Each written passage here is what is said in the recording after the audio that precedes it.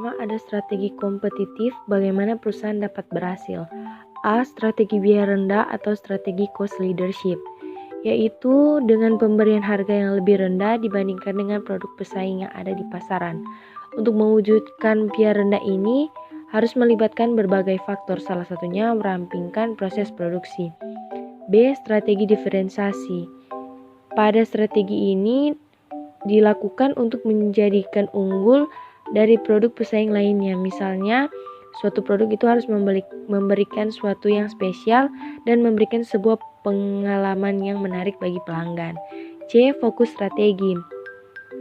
Dalam strategi fokus, perlu diperhatikan adanya hal berikut, yakni pada pasar mempunyai kondisi potensial serta berkelanjutan. Untuk mewujudkan strategi yang berhasil, Anda harus berfokus pada segmen pasar tertentu dan suatu kelompok masyarakat.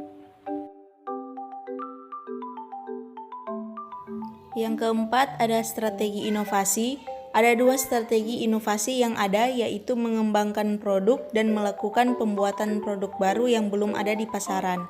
Yang kelima, strategi pertumbuhan. Strategi ini merupakan sebuah pertumbuhan yang akan dilakukan oleh pebisnis. Caranya dengan melakukan pengembangan produk dengan menambah support pada produk, diversifikasi atau keanekaragaman dari produk itu sendiri, sehingga produk semakin luas dan terlihat semakin banyak jenisnya.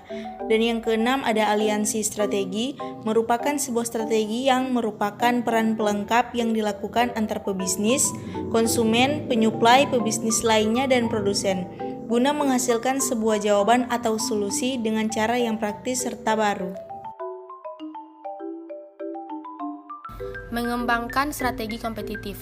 Dalam mengembangkan posisi kompetitif yang berkesinambungan, setiap perusahaan secara sengaja atau sebagai akibat dari tekanan pasar akan mencapai satu dari dua strategi kompetitif. Yang pertama, kepemimpinan biaya. Kepemimpinan biaya adalah strategi di mana perusahaan mengungguli kompetitor dalam menghasilkan produk atau jasa dengan biaya yang paling rendah. Pemimpin biaya menghasilkan laba secara berkesinambungan pada tingkat harga yang lebih rendah, sehingga membatasi pertumbuhan kompetisi dalam industri melalui kesuksesannya dalam mengurangi harga dan merusak profitabilitas kompetitor yang harus mengikuti harga rendah pemimpin biaya tersebut. Yang kedua, diferensiasi.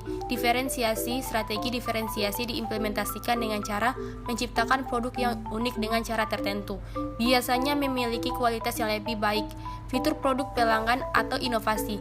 Strategi diferensiasi dapat disebut dengan kepemimpinan produk yang mengacu pada inovasi dan fitur dalam produk. The Balance Scorecard. Balance scorecard berasal dari dua suku kata, balance yang artinya berimbang dan scorecard yang artinya kartu skor. Pada awalnya, balance scorecard atau disingkat BSC digunakan untuk memperbaiki sistem pengukuran kinerja eksekutif. Sistem BSC bertujuan untuk memberikan pandangan yang lebih komprehensif kepada para manajer dengan melengkapi ukuran finansial melalui metrik tambahan yang mengukur kinerja di berbagai bidang. Bidang-bidang tersebut adalah kepuasan pelanggan, inovasi produk, dan lainnya.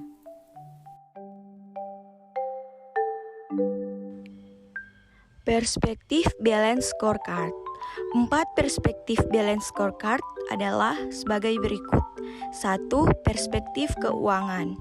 Dalam Balance Scorecard, perspektif keuangan merupakan perspektif yang tidak bisa diabaikan. 2. Perspektif pelanggan.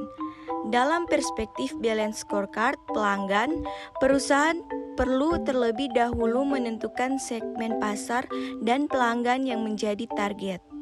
3. Perspektif proses bisnis internal. Perspektif proses bisnis internal menampilkan proses kritis yang memungkinkan unit bisnis untuk memberi value proposition yang mampu menarik dan mempertahankan pelanggannya di segmen pasar yang diinginkan dan memuaskan para pemegang saham. 4. Perspektif pembelajaran dan pertumbuhan. Perspektif Balance Scorecard ini menyediakan infrastruktur bagi tercapainya ketiga perspektif sebelumnya serta untuk menghasilkan pertumbuhan dan perbaikan jangka panjang. Analisis value chain. Value chain analysis merupakan strategi yang digunakan untuk menganalisis kegiatan internal perusahaan. Dengan kata lain, dengan melihat ke dalam kegiatan internal, analisis itu mengungkap di mana keunggulan kompetitif suatu perusahaan atau kekurangannya. Perusahaan yang bersaing melalui keunggulan diferensiasi akan mencoba untuk melakukan kegiatan yang lebih baik dari yang akan dilakukan pesaing. Value chain analysis yang banyak digunakan oleh perusahaan-perusahaan yaitu Porter Value Chain Model yang diperkenalkan oleh Michael Porter pada tahun 1985. Tujuan utama dari menerapkan value chain adalah demi meningkatkan keuntungan perusahaan dan sebisa mungkin mengurangi biaya produksi perusahaan. Ketiga jenis strategi value chain adalah sebagai berikut. Yang pertama, strategi keunggulan bersaing. Strategi keunggulan bersaing adalah suatu kemampuan pada perusahaan dalam mendapatkan keuntungan ekonomis terhadap laba yang bisa diperoleh oleh kompetitor di pasar dalam industri yang sama.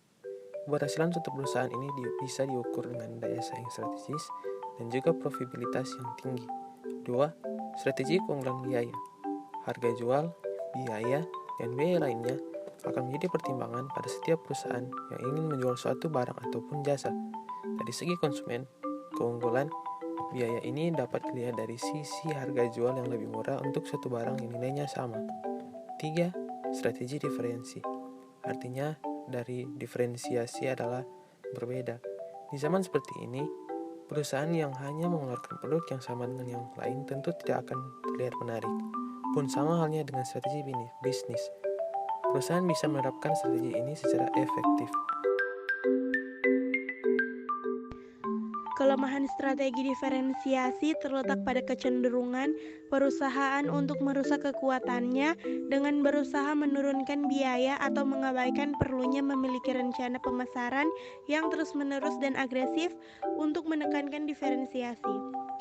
Jika pelanggan mulai yakin bahwa perbedaannya dengan produk kompetitor tidak lagi signifikan, maka produk kompetitor yang biayanya lebih rendah akan lebih menarik. Manajemen biaya strategik dalam organisasi non-profit. Manajemen biaya strategik adalah penggunaan data biaya untuk mengembangkan dan mengidentifikasi strategi yang unggul yang akan menghasilkan keunggulan bersaing yang berkelanjutan. Sistem manajemen biaya strategik mengembangkan informasi strategik, baik yang bersifat keuangan maupun non-keuangan. Di masa lalu, perusahaan cenderung berfokus pada ukuran-ukuran kinerja keuangan, seperti pertumbuhan penjualan dan laba, aliran kas, dan nilai persediaan. Berikut adalah contoh organisasi nirlaba atau non-profit di Indonesia. Yang pertama ada yayasan. Organisasi ini ditujukan untuk mencapai suatu tujuan dalam bidang sosial, bidang keagamaan, atau bidang kemanusiaan lainnya yang dapat membantu masyarakat. Yang kedua ada lembaga gabungan atau asosiasi. Asosiasi dibedakan menjadi dua, yaitu asosiasi gabungan dengan memiliki hukum dan asosiasi biasa yang tidak memiliki hukum. Yang ketiga ada institut. Institut adalah suatu organisasi yang bergerak di bidang pendidikan, bidang sosial, budaya, dan humaniora.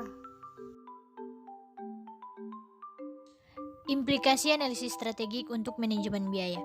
Manajemen biaya strategik adalah penggunaan data biaya untuk mengembangkan dan mengidentifikasikan strategi yang unggul yang akan menghasilkan keunggulan bersaing yang berkelanjutan. Competitive advantage atau keunggulan bersaing. Keunggulan bersaing adalah menciptakan nilai pelanggan yang lebih baik dengan biaya yang sama atau lebih rendah dibandingkan pesaing, atau menciptakan nilai yang setara dengan biaya yang lebih rendah dibandingkan pesaing. Organizational cost drive atau pendorong biaya organisasi menjadi faktor struktural dan prosedural yang menentukan struktur biaya jangka panjang dari suatu perusahaan, sehingga pendorong biaya organisasi memegang peranan yang sangat penting pada strategi pengurangan biaya apapun.